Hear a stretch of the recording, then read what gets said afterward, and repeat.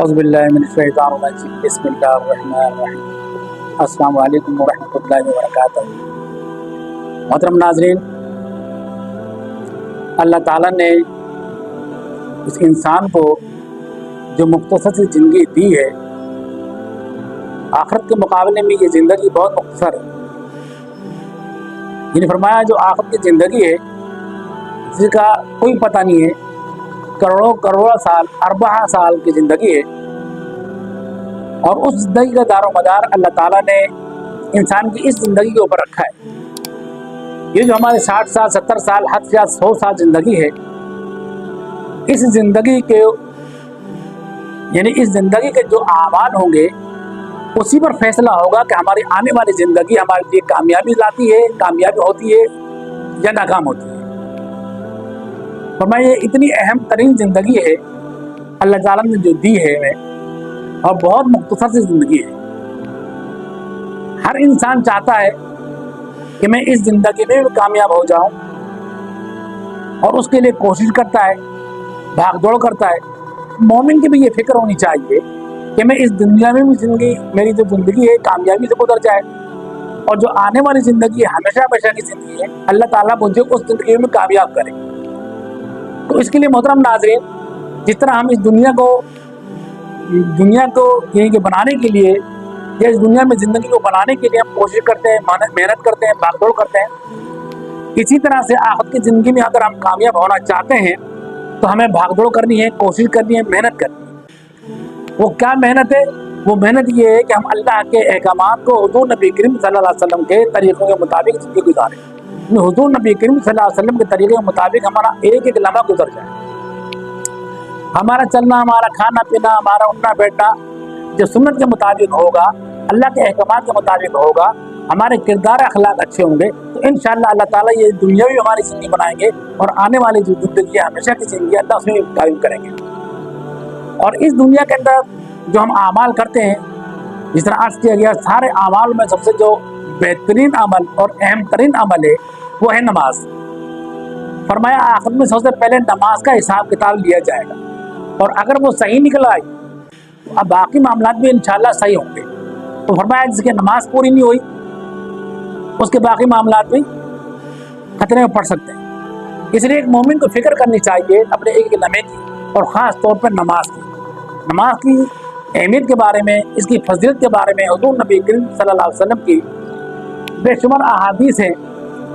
احادیث کے اندر آپ صلی اللہ علیہ وسلم نے بے شمار اس کی فضیلتیں بیان فرمائی ہے ایک مومن کے لیے جو نماز پڑھنے والے ہوتے ہیں، جو نماز کا اہتمام کرتے ہیں، جو نماز کی فکر کرتے ہیں، وہ آخرت میں کامیاب ہوں گے یقیناً۔ اب ہماری نماز ایسی ہو جائے جو آخرت میں ہمیں کامیابی دلائے، تو محترم ناظرین اس کے لیے ہمیں اپنے نماز کے اوپر محنت کرنی ہوگی، نماز کے اندر خشوع پیدا کرنا ہے، خضوع پیدا کرنا ہے، اور اس کا علم سیکھنا ہے۔ فرمایا جس عمل کے اندر اگر علم نہ ہو، بغیر علم کے اگر کوئی عمل کیا جائے تو وہ اس عمل کی گارنٹی نہیں ہوتی، قبول ہو بھی سکتا ہے، قبول نہیں بھی ہو سکتا ہے۔ اور لیکن جس عمل کے اندر یعنی ہم کو علم ہو اس کے بارے میں، تو اس کے اندر انشاءاللہ ایک تسلی رہتی ہے کہ انشاءاللہ اللہ تعالیٰ قبول کریں گے۔ اب جس کا نماز ہے، نماز میں محترم ناظرین ہمارا یہ سلسلہ چل رہا ہے نماز کی فضیلت کے بارے میں، پچھلے نشست میں ہم نے ذکر کیا تھا۔ آج انشاءاللہ ہم نماز کے فرائض کے بارے میں بات کریں گے، نماز میں کتنے فرض ہیں اور کون کون سے فرض ہیں، تاکہ نماز کے اندر ہم خیال رکھیں کوئی ایک فرض بھی نہ چھوٹے۔ فرمایا جو ایک فرض بھی رہ گیا اس کی نماز باطل ہے، اس کی نماز نہیں ہوتی، دوبارہ پڑھنی پڑے گی۔ تو ہمیں یہ اہتمام کرنا ہے۔ تو نماز کے فرائض کے اندر سے ہم سب سے پہلے آپ سے یہ ذکر کرتے ہیں کہ نماز کے اندر 13 فرائض ہیں، اور اس کے اندر 14 واجبات ہیں۔ فرائض وہ عمل جو ایک بھی چھوٹ جائے غلطی سے یا بھولے سے تو نماز نہیں ہوتی، دوبارہ لوٹانی پڑتی ہے۔ اور واجبات وہ ہیں اگر چھوٹ جائے تو سجدہ سہو آتا ہے، اس کو سجدہ سہو کرنا پڑتا ہے۔ تو ہم نماز کے فرائض کے بارے میں آج بات کرتے ہیں۔ نماز میں 13 فرائض ہیں۔ پہلا فرض نماز کا یہ ہے کہ بدن کا پاک ہونا، انسان کا جسم پاک صاف ہو۔ دوسرا کپڑوں کا پاک صاف ہونا۔ تیسرا جگہ کا پاک صاف ہونا۔ چوتھا ہے سطر کا ڈھکا ہونا۔ مرد کے لیے صدر ناف سے لے کر گھٹنوں تک ہے، عورتوں کا پورا جسم ہے۔ یہ ڈھکا ہونا چاہیے فرض نماز کے اندر، چوتھا ہو گیا۔ پانچواں یہ وقت کا ہونا، نماز کا وقت ہونا۔ نمبر 6 ہے قبلہ رخ ہونا۔ نمبر 7 نیت کرنا۔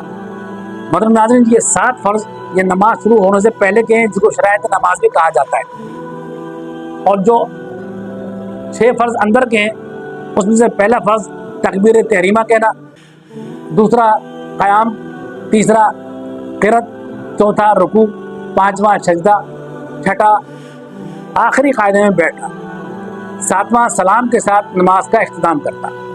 یہ کل 13 فرائض ہیں تقریباً، یا بعض کتابوں میں لکھا ہے کہ 14 ہیں، اپنی ارادے سے نماز کو ختم کرنا ہے 14واں ہے، لیکن بہرحال ان کا ہم خیال کریں گے انشاءاللہ تو ہماری نماز اسی طرح سے شاندار اور جاندار ہوگی۔ ہم نماز کے اندر احتیاط کریں گے، نماز کے تمام فرائض اور واجبات کا خیال کرتے ہوئے پڑھیں گے، تو ایسی نماز انشاءاللہ اللہ کے یہاں قبول تجربہ پائے گی، امید کی جا سکتی۔ تو ہم انشاءاللہ اہتمام کریں اس کا، سیکھیں نماز کو، خود بھی سیکھیں اور دوسروں کو بھی سکھائیں۔ اس کے ساتھ انشاءاللہ آج کی نشست کا ہم اختتام کرتے ہیں۔ آئندہ کی نشست میں اس سے آگے پھر انشاءاللہ جو بات ہوگی وہ آپ کے سامنے رکھیں گے۔ السلام علیکم ورحمۃ اللہ وبرکاتہ۔